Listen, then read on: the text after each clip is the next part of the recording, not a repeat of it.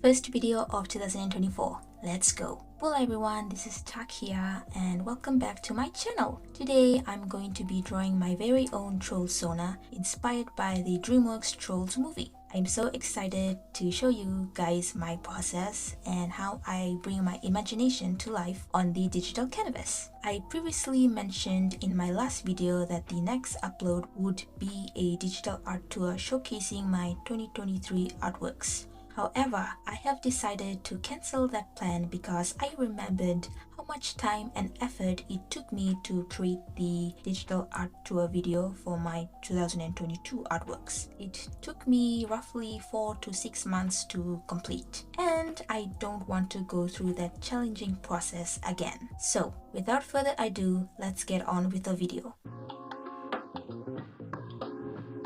I was hesitant to begin working on this. I kept delaying it for some reason. This tends to happen whenever I try to create a self-portrait or depict a persona. I believe it is because of my perfectionism and anxiety. However, I managed to overcome it by simply starting to draw. I told myself that I needed to complete this task or else I would continue to procrastinate and eventually forget about it. It would likely end up buried in my folder of unfinished works in progress, never to be finished. I created my TROLLSONA by combining my favorite music genres, funk and pop. The overall design is mostly influenced by funk, with pop elements serving as accents. The composition is relatively 80% funk, 20% pop. I created 2 draft sketch pages. On the first page, I focused on perfecting the anatomy of a funk troll. I gathered some references and made notes about the anatomy of funk and pop trolls to better understand it. My idea for my TROLLSONA is to make it bipedal and have its fur covered in cheetah spots. I got this idea from one of the notes about funk troll traits, which mentioned that their fur has animal patterns. I wanted to incorporate this into my Sona because I think it looks cool. It also reminds me of my childhood hyperfixation on cheetahs. However, I think it might be too overwhelming. I planned to tone it down during the coloring and rendering process. Once I finally understood the anatomy of the funk troll, I made some rough sketches of my TROLLSONA to practice. I wasn't satisfied with my initial sketches. This is where the second draft sketch page comes in. This time, I finally got the hang of it. In my first draft, I drew the head in a circular shape, which didn't look right. Upon reviewing my references, I realized my mistake. The head of the funk troll is pear-shaped than circle-shaped. After completing the second draft sketch page, I proceeded to sketch my TROLLSONA, for reals this time. The line art is self-explanatory, so I will focus on discussing the DreamWorks Trolls film franchise instead. The first film I watched? Well, it was more like it was playing in the background while I was on my phone. I can vaguely remember some plot points because my little sister used to put that movie on repeat every single day until the TV broke. I don't plan on rewatching the first film and the second, so I'll just rely on my memory from 2017 or 18. Here are some bullet points to summarize it. No! Yes! No! Why won't you sing? Because singing killed my grandma, okay? The trolls are similar to Smurfs, but they come in a variety of colors and they sing and dance. In the first film, these trolls mostly sing pop songs. They escape from Bergen Town to avoid being killed and eaten by the Bergens. The Bergens are larger and taller than the trolls, and they eat the trolls because it brings them happiness. Wow, is that an allegory for drugs? The Bergen chef was banished from the town for unknowingly feeding the Bergen prince a fake troll. Time skip, Poppy, who's about to become queen, performs a song and dance about her coronation. Poppy has a crush on Creek. His voice actor is a creep though. Poppy's friends are kidnapped by the Bergen chef and he is also taken. Poppy decides to rescue them and she receives help from Branch. He may have romantic feelings for Poppy. These two characters have a dynamic where Poppy is optimistic and Branch is grumpy. But they also have moments where they go from enemies to friends to potentially lovers. As they continue their journey, they start to get to know each other better, although Poppy is the one making most of the effort. During their adventure, they encounter Cloud Guy, who annoys Branch but is liked by Poppy. Cloud Guy takes the duo to Bergen Town using his dimension traveling train. In Bergen Town, they meet Bridget, a hopeless romantic Bergen who has a crush on the current Bergen king, King Grisel, former Bergen prince. Bridget works as a role maid under him. In her room, she has Poppy's friends held captive in a cage, but she doesn't eat them because she might be vegan or something. Bridget sings about her attraction to King Grisel, and when Poppy hears this, she sympathizes with her. Poppy befriends Bridget and helps her get a date with Grisel. Singing killed Branch's grandma. Poppy, along with her friends Branch and Bridget, not sure if Bridget came with them to the castle, but I think she did, sets out on a mission to rescue Creek. It turns out that Creek is a traitor and is working for the Bergen chef. He plans to betray Poppy and her friends by handing them over to the Bergen chef. After learning this information from Creek, Poppy becomes angry and strangles him. All the trolls from Poppy's kingdom are captured and are about to be eaten. They become sad and start feeling down.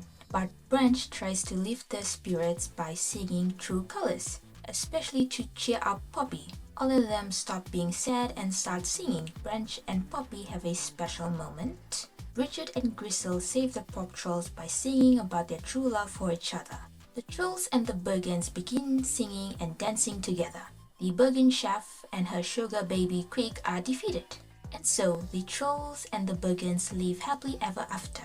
And that's the end of the first film, from what I can recall.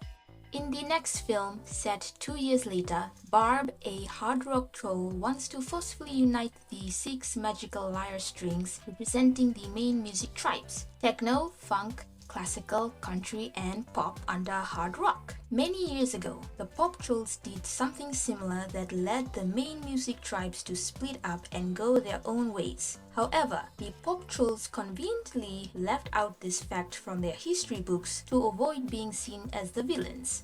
Poppy and Branch and 2 of Poppy's friends, Vicky and Cooper, embark on an adventure. During their journey, they encounter sentient objects, grumpy centaur trolls from the countryside, bounty hunters, and allies. In the final act, Barb successfully carries out her plan. Poppy, along with her friends, saves the day. I can't recall how, but they be saving the day, just know that. Barb finally accepts Poppy's friendship, and Branch confesses his feelings for Poppy. In the end, all the trolls rejoiced and happily coexisted once more, embracing their unique qualities. This is where my Sona really starts to come to life. Now that the sketch and the line art are complete, it's time to bring some color into the mix. For the color palette, I have chosen my favorite colors. A shade of green that I absolutely love, a shade of blue that I adore, and a shade of pink that I find delightful. I opted for this triadic color combination to highlight my Sona's pop troll side, the bright colored side. I started by applying the base colors. Initially, I colored the fur in various shades of green. However, I soon realized that my Sona resembled the Grinch. To avoid this, I decided to change the fur color to blue. Additionally, I created a gradient effect on the neck, transitioning from blue to green. I wanted to color my Sona's neck in a gradient style instead of using 2 different colors in stripes. I really like the cool gradient colored neck of this particular funk troll, and I wanted to include that in my Sona. This alteration turned out to be quite beautiful in the end, and I'm pleased with the final outcome.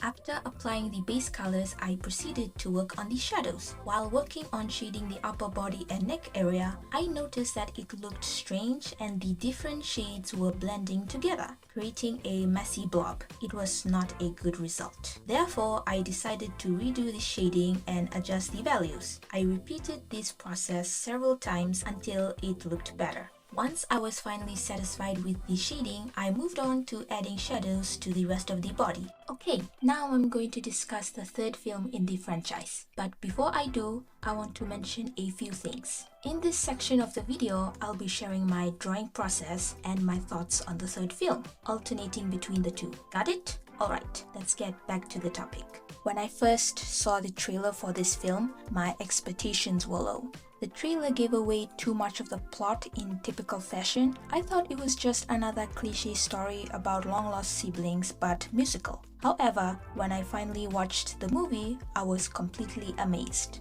The movie was particularly impressive in terms of its art direction. The art direction in this movie is absolutely stunning. It's clear that they put a lot of effort into it. And it's not just Troll 3, but also other recent DreamWorks films. The art direction is truly remarkable. They deserve recognition for their outstanding work. They introduced and revitalized the long-lost sibling storyline with Branch and his brothers, which was a nice addition to the trope. However, it seems unnecessary that Poppy also has a long-lost sibling. This makes the origin story more complicated and confusing and portrays King Peppy as a negligent father. It's troubling that he never mentioned Viva, the other daughter, to Poppy. The movie treats this revelation as a joke, but it's not excusable. King Peppy should be held accountable for his actions. My favorite parts of this movie were Velvet and Veneer, the icons, the legend, and the moment. I appreciate how their character designs make them stand out, and their color schemes enhance this. I also admire the expressive and dynamic way the duo is animated, which adds depth to their characters. In short, they ate. The development of Poppy and Branch's relationship was beautiful. I was in awe of them while watching the movie. Spoiler alert, they finally kissed. I want to bring up Poppy's long-lost sibling storyline again because it's bothering me and I still have more to say. I believe they included this storyline for Poppy so she would have something interesting happening in the movie. And the movie mainly focuses on Branch. So what is the purpose of a storyline in the movie? It seems like you could take it out and the movie would still be the same, like I said, so unnecessary. Back to the drawing process. I struggled with rendering the hair. I still haven't mastered the technique and I don't really know what I'm doing when it comes to rendering hair. I usually just wing it and it turns out okay-ish. I definitely need to work on improving my hair rendering skills. There is still a lot of room for improvement in this area.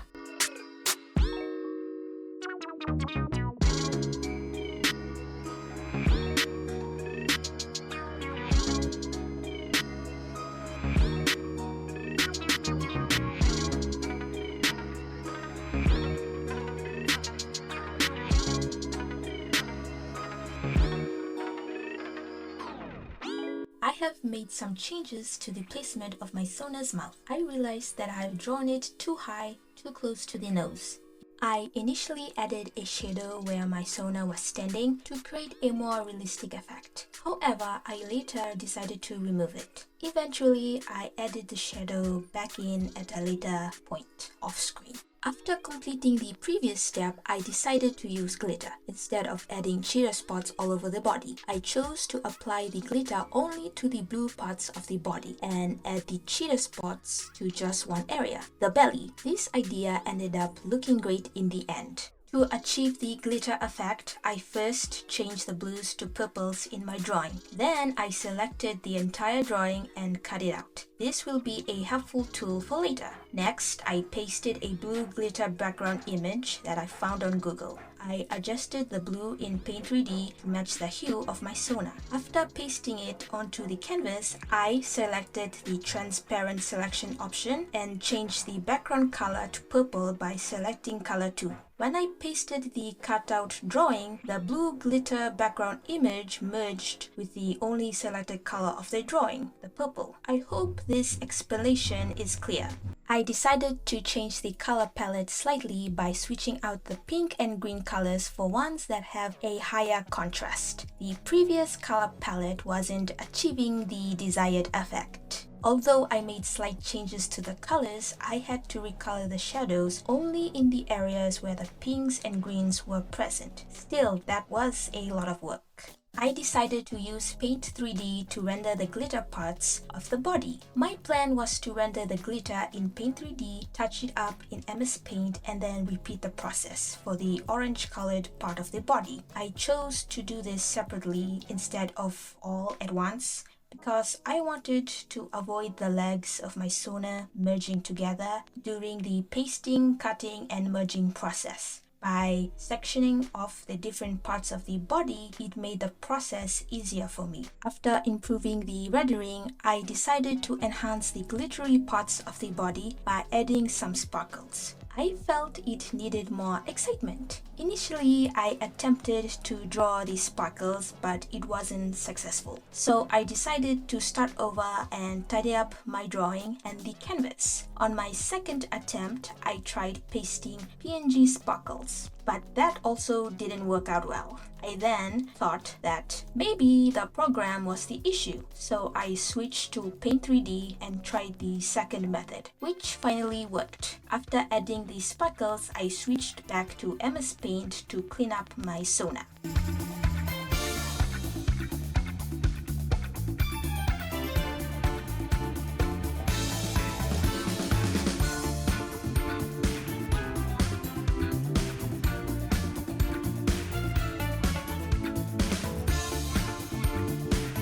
This was the most challenging part of the drawing, the cheetah spots. My indecisiveness made the progress even more difficult for me. I couldn't decide whether to use a heavily edited image of the cheetah spots, then paste it, or just draw them myself. In the end, I chose to use the edited cheetah spots PNG, even though I didn't want to redo the shadows because I knew it would be tedious. I'm glad I pushed forward. Finally, here is my TROLLSONA. And here's the complete drawing with the background and everything included off screen. I enjoyed creating a TROLLSONA and will be adding it to my collection of personas that I've drawn so far. It was interesting to learn about the anatomy and traits of the funk and pop trolls. I love how unique they are. I hope they address Poppy's trauma in any future films. If Branch can have a movie about his trauma, then Poppy should too. I also want to see King Peppy get thrown in troll jail. Despite my small criticisms, I still enjoyed the third film. That's it for this video. I hope you all enjoyed it. Please leave a like, comment, and subscribe. Thanks for watching, and I'll see you all in the next upload. Take care and more there.